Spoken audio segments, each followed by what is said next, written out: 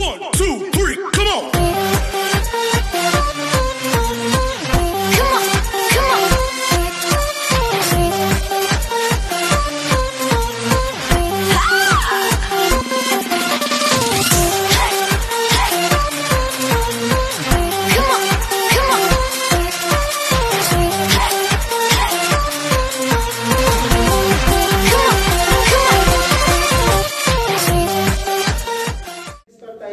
In-inspect natin yung ulo. Tapos neck, chine-check natin kung pinapalpit natin yung cervical spine. Yung chest, hindi kung may balik. Abdomen. Tapos lower extremities, upper extremity. Yung likod niya. Tapos i-manage natin kung may dugo siya or whatever. Okay, tingnan niyo pa. Okay, yung approach siya. Ito ay nakasulat doon sa mga live exam na nakapasa yung secondary survey. Okay, check ha. I'm going to do now secondary survey. Okay. Check natin yung ulo kung may basag. Alhamdulillah. Tignan nyo to ha. Head. Head. Neck. Sir, masakit po ba? Dibdib. Tinitingnan ko yung ribs. Sinecheck ko kung may bale. Malakas yung pinitip. Okay? Ito yung pusod. Virgin pa, sir. Ihati ko sa 4 na quadrant. So siya makinig kayo. Check ko. Sir, masakit. Kasi kapag may dugo yung bituka niya, matigas ito. Ganun po ba yun? Check ko yung pelvis. Sige, sir. Sir, check mo din, sir, yung Paano mag-check? Iko-compress nyo, tapos Saan to, sir? Sa? Tisda. Sa tisda. Ganit. Ang iba kasi hindi naintindihan ng secondary survey. Ang secondary survey is head to toe. Check na Head to toe. Mula head to toe. Okay? So, 1, 2. Pag sinabi na ba siya, wag mo nang ituloy. Kasi merong fracture. Okay, sunod. Lower extremities. May bali ba yan? May dugo ba? Okay? Tapos, punta ka sa upper extremities. Punta ka sa upper extremities. I-check mo yung pulse din. I-check mo yung pulse. I-check mo yung pulse. Kung may pulse na. Tapos, posterior. Likod. Ako kanina. Sa likod. Halikod ako? Hindi, ang pasyente, kung siya ay medical, walang problema. Pero kung ito ay nalaglag, nahulog. Alhamdulillah. Ano nangyari?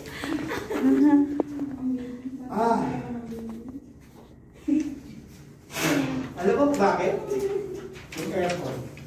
Oo nga sir, sobrang lamig. Siguro, sir, may allergy. Umilit kasi pinatay nyo. Pwede naman. Anong pinatay? Ayan o. Pinatay nyo. Hindi. Titingnan ko lang, sir ha? Okay ka na eh. Hindi medical ito, ina-assume ko na naka-recover na siya. Okay, sir? Pinakamaganda, kung medical ang pasyente na nagkauliran, mag-recovery position kayo. Paano recovery position? Sideline. Okay. 1, 2, 3, 4. Tapos i-check nyo yung likod. Okay. Kung may bali, may dugo. Clear? Yes, sir. So hanggang dumating yung ambulansya, sir, relax ka lang. Pag-relax ka lang. Relax ka lang dyan. Ganyan. Sige lang. Mag-relax ka. Relax ka lang. Clear? I'm done. Yes, sir. Okay? Leading ko? Yes, sir. Sige. Paulit mo talaga? Grabe ka. Ano na paulit? Pagod na. Okay? Yun yung ginagamit namin scale sheet. Okay? Yan. Ito yung scale sheet mo. Pagbasa ka, kapag ka. Hindi ko makabasa pag nakaganit. Number 9 na. 9! Balik ako sa Tapos na, natapos na niya yung lower extremity. Tapos nilagay ko Hindi niya pala nabutan. Kasi hindi niya nabutan. Okay. Okay. So, I have BSI. I'm wearing BSI. Okay? My gloves and my mask. Okay? I have only one patient. My patient is medical patient. Okay? So, I need a backup. Clear? Okay. Sir, si Romy ako, isa akong first aider, tutulungan kita. Hindi siya kumikibo. Okay, huwag kang kumikibo. Okay? Sir, are you okay? No response. I will apply painful stimuli. Okay. Pag ang pasyente ang responsive, kahit pupukin mo yan, paluin mo yan, hindi yan magre-react. Ibig sabihin, nagkulang. Kahit ang lasing na tao, pag ginanyan mo to, gaganan yan. Ibig sabihin yan, meron. Ang sakit nga pala siya, no? Clear? Okay. So, no response. Okay? So, anong gagawin ko? I'm going to open the airway and check the breathing. So, i-check ko kung may foreign body. Titingnan ko yung mouth. Okay? Titingnan ko. Okay? Wala. Okay? Dahil medical siya at unresponsive siya. Okay? Head tilt, chin lift. Okay? Okay.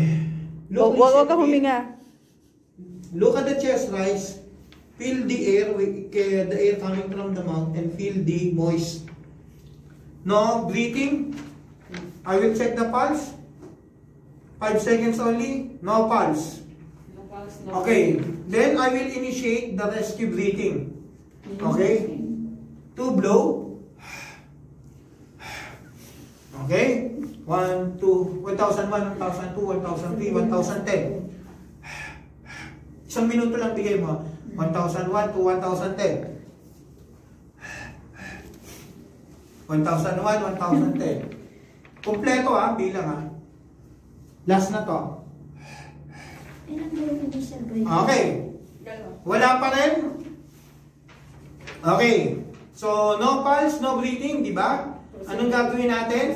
Nag-initial na ako pero bago magbigay, sige. Okay. 1. Okay, CPR, di ba? Yes, sir. So, anong gagawin natin sa CPR? Tandaan nyo lang yung count, di ba? Yes, sir. 2 breathing, 2 rescue breathing, at saka 30. okay, 30 counts, okay? Okay. 1, 1001, 1002, 1003, 1004, 1005, 1006, 1007, 1008, 2009. 2, 1009, 2, 1001, 2, 1001, 1002, 1003, 1004, 1005, 1006, 1007, 2008, 2009, 3, 1001, 1002, 1003, 1004, 1005, 2006, 2007, 2008, 2009, 4, 1001, 1002, 1003, 1004, 1005, 2006, 2007, 2008, 2009, 5. Okay. Then, again, i-head tilt chin lift mo. Okay. Tapos, 2 rescue breath. 2 rescue breathing. Huwag kayo magbibigay ng rescue breathing na hindi nag-head tilt chin lift Bakit? Kasi yung dila, siya yung number 1 cause ng airway obstruction. So, parang yung hangin bumabalik lang. Kasi hindi mo ino-open yung airway Walang airway opening. So, pag ganito ang posisyon, yung dila niyan nakababa Nakasarado. sa airway, nakasara. Okay. So, kahit anong ihip mo yan, hindi papasok sa lungs ng pasyente. Clear tayo? Yes, sir. Okay, so, mag-head tilt chin lift ka, open mo, buga. Okay? Kung wala kang pocket mask, sinasara natin yung ilong, Mouth to mouth, sir. mouth to mouth. Pero dahil may pocket mask tayo, nasan yung pocket mask? Ayun po, sir. Okay? Pero kahit may COVID din. Hindi, huwag tayo muna mag-usap ng COVID. Bawal to. Okay, sir. Bawal to sa COVID. Ayun, sarap dyan. Walang pag ganitong COVID dahil wala tayong pag-uusapan yan. Huwag kang humawak. Okay? Ano lang, CPR compression lang tayo. COVID time. Clear? Clear. Okay. Tapos, anong gagawin natin? Okay. Clear. Start ulit. Okay. Ngayon yung pasyente, ilang cycle na ako? 5. Okay, naka 5 cycles ako, di ba? Yes, sir. Tama? Yes, sir. Pag-check ko ng pulse, meron na. Anong gagawin ko na lang ngayon? Pero walang break. Pero, pag-check ko ng pulse, Meron na, tapos Walang break. wala pa rin breathing. Okay? Nasa kuma siya. Hindi, posible ba? Ako tatanungin ko yun. Posible ba na may breathing ang pasyente pero walang pulse? Wala. Meron, sir. Meron, sir. Meron. Hindi mangyayari Hindi yun. mangyayari yun. Pag Hindi. may pulse, may breathing. Okay. Hindi, pwedeng may pulse pero walang Walang breathing. breathing. Nasa Pero kuma siya. hindi pwedeng mangyari yung may Coma. breathing, walang pulse. Oo. Bakit? Kasi yung lungs yung lungs na pag umiikot ang dugo, nagkaka-oxygen ang dugo. Ang dugo ang baga. Okay? Sabi ko yun. Clear? Yes. Kaya nagkakaroon ng exchange ng oxygen at saka carbon dioxide. Definitely, kung walang pulse ang pulse isang indication that there is circulation. Pag walang pulse, walang circulation. So, pag walang circulation, walang exchange ng oxygen at carbon dioxide. Clear? Yes, sir. Okay. So, ngayon, yung pasyente natin ngayon, Tulog na. nagkaroon na ng malay, ginahawakan na yung kamay ko. Ginaalis ng gano'n. So, anong gagawin ko ngayon? Lasing Okay. pala. Tatawin ko sa kanya, okay, can you check again the ambulance kung nandiyan na? Okay, follow up uli ng ambulance based doon sa skill sheet nyo, ha? Okay? Tapos yun, kapag ganon, magpo-proceed na ako, okay, nandiyan na yung transport. Ayan na po. Okay, nandiyan na yung ambulansya. Sir, nandiyan na yung ambulansya. Okay. So, on the way, nandiyan na yung ambulansya. So, magse-secondary survey ako. Sa secondary survey, head, Yes. neck. Okay? Yes. Sir, masakit ang neck. Ribs. May bali yan kapag na-trauma yan. Tapos yung tiyan.